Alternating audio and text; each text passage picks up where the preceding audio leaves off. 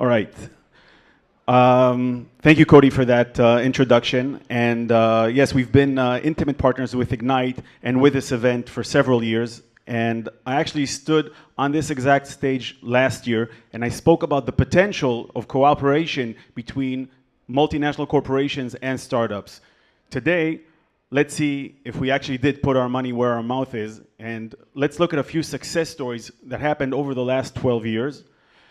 Now, first of all, I'll be speaking from experience because ESL is a partnership that was formed by 3 corporate partners from 3 different countries, 3 different industries. We've got EDF Renewables, French-based renewable energy company, Bazan, local Israeli-based petrochemicals company, and Johnson Matthey, UK-based chemicals corporation, all with the support of the Israel Innovation Authority. We invest in early-stage climate-related startups. Now let's do a quick recap of what we spoke about last year, just to put things in the right perspective. Now, first of all, for startups, specifically looking at early-stage climate-related startups, there are many challenges. Let's focus on the relevant ones. Where startups may excel in depth of knowledge, they sometimes lack in breadth of knowledge. This may cause them not to be aligned precisely with market needs. This may mean that their access to interdisciplinary knowledge will not be in-house. They will need to go look for it somewhere else.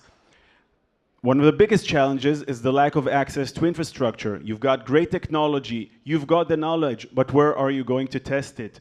This lack of infrastructure is a big hindrance.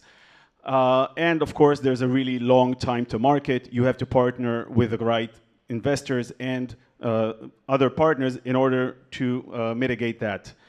What can MNCs offer, multinational corporations? Well, they do have, if they do in fact invest, it will usually be patient money, just in line with your long time to market. They will have the technical and business experience that can help you.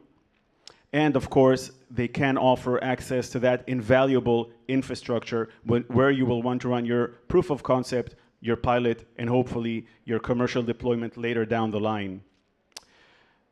But this all comes with a caveat. You have to be careful about which MNC you partner with, because there could be pitfalls as well. First of all, you don't want your IP to be infringed upon. You don't want to find yourself chasing the MNC's goals instead of your own. These may not always be 100% in line. You don't want the MNC to block you from a geography or from working with one of its competitors. And to sum it up, you have to acknowledge there's a really big imbalance of power between you, the early stage startup, and the drama, yes, the early stage startup and the well-based MNC. Now let's have a quick look at 3 good success stories that all happened over the last 12 months of different types of partnerships between startups and MNCs, all from our portfolio. First of all, let's have a word about Exxon. What's the problem they're trying to save? So in today's energy storage market, some have discussed this on stage today, all solutions are still based on relatively flammable, high-cost, rigid supply chain materials. What Exxon has done, they've developed a carbon-based cathode platform which is excelling in performance, in longevity, and in cost. And, oh, I did not mention, they were also on this stage. They were 2023 All-Stars finalists. So let's see what they've done over the past 12 months as far as MNC partnerships. They've sent their materials for testing in the Johnson Matthey laboratories. They've sent a full working prototype to the EDF Group Laboratories R&D Center in France. And they've signed pilot deployment agreements, both with EDF Renewables and other MNCs. What's the impact of these type of partnerships for young early stage startups? They've received objective validation, both for the materials they've been using and for the performance they claim to have had based on internal testing. They've aligned their scaling and deployment with the goals of international partners, which may eventually become customers down the line. Second example, Kotlik. Kotlik addressed a problem which I personally did not know that even existed. Turns out, industrial corporations spend up to 10% of their electricity budget trying to overcome leaks from their compressed air systems. How is this being dealt with today? The short answer, it's not being dealt with today because contemporary measures cost a lot of money and a lot of manpower. So what Kotlik is developing is a software, hardware-based solution which can reach a 90% accuracy in detecting and pinpointing these leaks. And in the span of 12 months, Kotlik has run a paid pilot with the Strauss Group. It's run another pilot at Bazan and engaged Bazan as a design partner, really in the deep sense of the word, of running the pilot, receiving feedback from the people who will be the end users of this product. These people have given them recommendations on everything from user interface to the placement, correct placement of the units. And they're about to deploy for a second advanced pilot in a Johnson Matthey facility in the UK.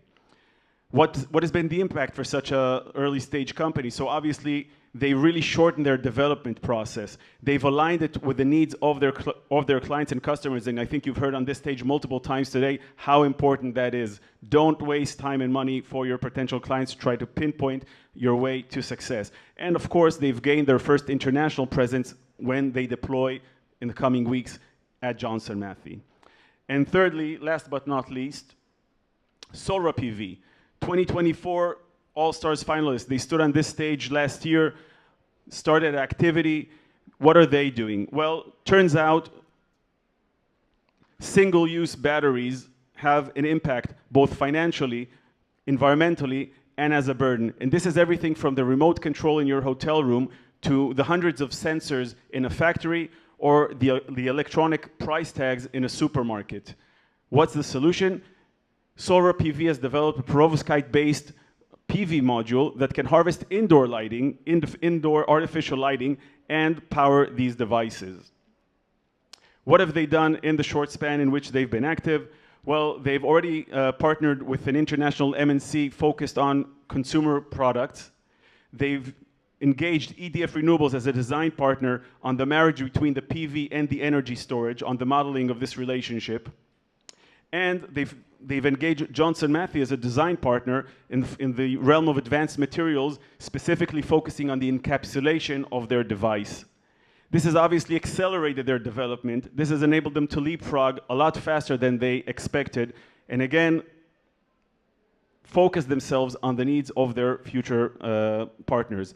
We also have a pilot plan for them in the immediate future, and they're on their way, again, to more partnerships with MNCs. At the end of the day, if my call to action from this call is aimed at both the MNCs and the startups. As far as the MNCs, when you become active, you can really reach relationships. The speaker before me from Ian said, what's in it for us? I think that's a very valid question. And I think if you form the right partnerships with the right MNCs, there can be mutually beneficial. And for the startups, definitely don't shy away. Don't wait for the very good to become excellent in order to form these partnerships. These partnerships are not something you reach at the end, but are a means along the way to excel your development. Of course, do it correctly, do it with the right MNC, and be aware of the pitfalls. Thank you very much.